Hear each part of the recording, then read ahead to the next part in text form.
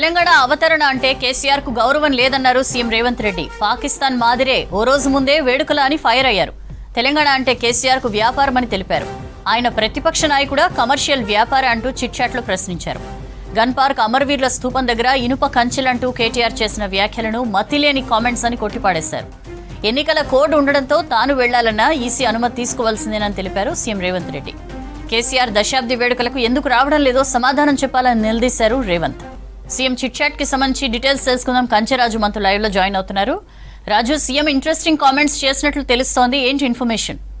Thank you Soujanya. PCC chief CM Revanth Reddy తన నివాసంలో మీడియాతో చిట్చాట్ చేశారు. చిట్చాట్లో చాలా విషయాలను ఆయన షేర్ చేసుకున్నారు. రేపు పెద్ద ఎత్తున రాష్ట్ర వ్యాప్తంగా తెలంగాణ రాష్ట్ర ఆవిర్భావ వేడుకలకు సంబంధించిన ఏర్పాట్లన్నీ పూర్తయ్యాయి. గ్రాండ్గా ఈసారి 10 ఏళ్ల పండుగను చేసుకోబోతున్నాం. తెలంగాణలో కాంగ్రెస్ పార్టీ అధికారంలో వచ్చిన తర్వాత చేసుకునే ఈ 10 ఏళ్ల పండుగకు సోనియా గాంధీని ఆహ్వానించాం. ఆమె హెల్త్ ఇష్యూస్ కావచ్చు, అదేవిధంగా ఎండ తీవ్రత ఎక్కువగా ఉంది, మేము రావాలని ఆమెను అడిగాము. రావచ్చు, లేకపోతే సందేశమైన పంపచ్చు అని కూడా ఆయన చెప్పారు. ఇక ప్రధానంగా పాకిస్తాన్ తరహాలోనే ఇక్కడ బీఆర్ఎస్ అధినేత కేసీఆర్ తెలంగాణ ఆవిర్భావ వేడుకలు జరుపుకుంటున్నారు. ఒకరోజు ముందుగానే ఏదైతే పాకిస్తాన్ ఆగస్టు 14న వేడుకలు చేసుకుంటాం, మనము ఆగస్టు 15నే చేసుకుంటాం. అదే తరహాలోనే తెలంగాణ ఆవిర్భావ వేడుకలు జూన్ 2 అయితే ఆయన జూన్ 1నే చేసుకుంటున్నారు. తెలంగాణ ఆవిర్భావ వేడుకలకు కేసీఆర్కు ఎలాంటి సంబంధం లేదు అంటూ కూడా కొన్ని ఇంట్రెస్టింగ్ కామెంట్ చేశారు. అదేవిధంగా కేటీఆర్ పిచ్చెక్కి మాట్లాడుతున్నారు, ఇష్టం వచ్చినట్టు మాట్లాడుతున్నారు. కేటీఆర్ గన్ పార్కు వెళ్ళడానికి అక్కడ ముళ్ళ కంచెలు వేశారని ఆయన మాట్లాడుతున్నారు. ఈసీ పర్మిషన్ తీసుకొని ఎవరైనా వెళ్ళాలి, ఆఖరికి నేనైనా ఈసీ పర్మిషన్ తీసుకునే వెళ్ళాల్సి ఉంటుంది. సోనియా గాంధీని కూడా ఈసీ పర్మిషన్ తీసుకునే ఆమెను రాష్ట్రానికి రావాలని కోరాము. అదేవిధంగా తెలంగాణలో ప్రభుత్వం పట్ల నెగిటివ్ కామెంట్ చేస్తున్నారు. ప్రభుత్వాన్ని అప్రతిష్ట పాలు చేసే ఒక కుట్ర జరుగుతుంది. ఈ కుట్ర హరీష్ రావు లాంటి వాళ్ళు ఇలాంటి కుట్రలో చాలా ఆయన దిట్ట. కరెంటు కోతలు, అదేవిధంగా కాంగ్రెస్ వచ్చినాకనే కరువు వచ్చిందనేది క్రియేట్ చేస్తున్నారు. కరెంటు తీసేసే ప్రయత్నం చేస్తున్నారు. కొంతమంది సిబ్బందితోని కలిసి కరెంటు కోతలు ఏర్పడుతున్నాయి. కాంగ్రెస్ వచ్చిన తర్వాత ఈ పరిస్థితి ఏర్పడిందని దీన్ని క్రియేట్ చేస్తున్నారు. దీనికంతా బీఆర్ఎస్ నేతలు హరీష్ రావే ఇలాంటి చేస్తూ ఉంటారు అని ఆయన కూడా కొన్ని కామెంట్ చేశారు. అదేవిధంగా చాలా వరకు బీఆర్ఎస్ సంబంధించిన కేటీఆర్ కావచ్చు, అదేవిధంగా మిగతా నేతలను అందరికీ రేపు రాష్ట్ర ఆవిర్భావ వేడుకలో రావాలని ఆహ్వానించాం. బీజేపీ వాళ్ళకు కూడా చెప్పాం. కిషన్ రెడ్డి కావచ్చు, బండారు దత్తాత్రేయ కావచ్చు, అదేవిధంగా మిగతా నేతలకు కూడా ఆహ్వానం ప్రభుత్వం తరపున ఆహ్వానం పంపాం. వాళ్ళకు పంపలేదు అని వాళ్ళు కావాలని అసత్యాలు మాట్లాడుతున్నారు అని కూడా ఆయన కొన్ని కామెంట్ చేశారు. అయితే ఇక రాష్ట్ర గీతం విషయంలో కొంత కాంట్రవర్సీ అవుతుంది. ఆ కాంట్రవర్సీకి మాకు ఎలాంటి సంబంధం లేదు. కవి అందశ్రీ రాసిన దానికి సంబంధించిన సంగీతం కావచ్చు, అదేవిధంగా స్వరకల్పన కావచ్చు, పూర్తి బాధ్యతను అందశ్రీకే అప్పగించాము. అందశ్రీ అవన్నీ పూర్తిగా చూసుకుంటున్నారు. మాకు ప్రభుత్వానికి ఏం సంబంధం లేదు, ఆయననే చూసుకుంటూ ఉంటున్నారు అన్నారు. అదేవిధంగా కేంద్రంలో కాంగ్రెస్ వచ్చే అవకాశం ఉంది. కేంద్రంలో తెలంగాణకు 4 మంత్రి పదవులు దక్కే అవకాశం ఉందని కూడా ఆయన చెప్పారు. అంటే ఎగ్జిట్ పోల్స్ వస్తున్నాయి, మీ అభిప్రాయం ఏంటి అని మీడియా ప్రతినిధులు అడిగిన సమాధానానికి ప్రశ్నకు ఆయన ఆ విధంగా సమాధానం చెప్పారు. అదేవిధంగా కేసీఆర్కు తెలంగాణ సెంటిమెంట్ లేదు, కేసీఆర్ పూర్తిగా వ్యాపారి, ఒక బిజినెస్ మ్యాన్ లాగా మారిపోయారు. అందుకనే ఆయన టీఆర్ఎస్ తీసేసి బీఆర్ఎస్ పెట్టుకున్నారు. ఆయనకు తెలంగాణ సెంటిమెంట్ రాజకీయం చేశారు, వ్యాపారం చేశారు, ఆయన పదవులు అనుభవించారు, డబ్బు సంపాదించారు అని కూడా ఆయన కామెంట్ చేశారు. ఇక సచివాలయానికి ఎదురుగా రాజీవ్ గాంధీ విగ్రహాన్ని పెట్టడాన్ని బీఆర్ఎస్ నేతలు తప్పుపడుతున్నారు.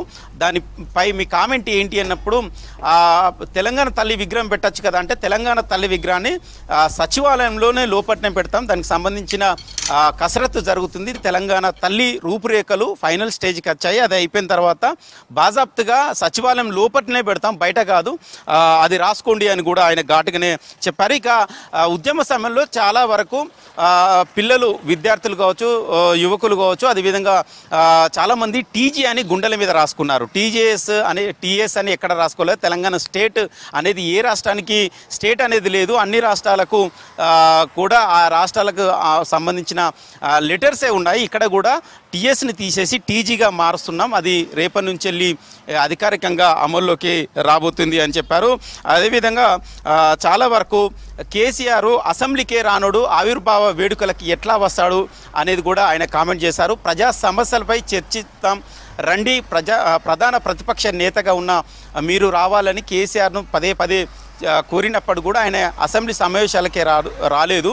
తెలంగాణ ఆవిర్భావ వేడుకలకి ఎట్లా వస్తారు అనేది కూడా ఆయన కామెంట్ చేశారు. దాంతోపాటు ఫోన్ ట్యాపింగ్ విషయంలో బీజేపీ సిబిఐకి ఇవ్వాలని విచారణ చేపట్టడానికి సిబిఐకి ఇవ్వాలని వాళ్ళు కోరుతున్నారు, డిమాండ్ చేస్తున్నారు అని అంటే కేసీఆర్ను అందులో నుంచి తప్పేయడానికి కేసీఆర్ కోసమే వాళ్ళు సిబిఐ విచారణను కోరుతున్నారు. తెలంగాణ పోలీసులు చాలా బేష్గా పనిచేస్తున్నారు. తెలంగాణ పోలీసులను ఆత్మస్థైర్యాన్ని దెబ్బతీసడానికే బీజేపీ నేతలు ఆ విధంగా మాట్లాడుతున్నారు తప్పితే కానీ వాళ్ళు ఫోన్ ట్యాపింగ్ పూర్తి స్థాయిలో విచారణ చేయించాలనే ఉద్దేశంతోనే కాదు, అది కేసీఆర్ బీజేపీ ఇద్దరు ఒకటి అనేది కూడా ఆయనే మాట్లాడడం జరిగింది. అదేవిధంగా రుణమాఫీ విషయంలో 15 ఆగస్టు లోపల రుణమాఫీని పూర్తిగా చేస్తాం, దాన్ని రైతు భరోసా విషయంలో అసెంబ్లీలో చర్చిస్తాం. ఎందుకంటే రైతు బంధు గుట్టలకు, అదేవిధంగా బీడు భూములకు, రోడ్లకు, లేఅవుట్లకు,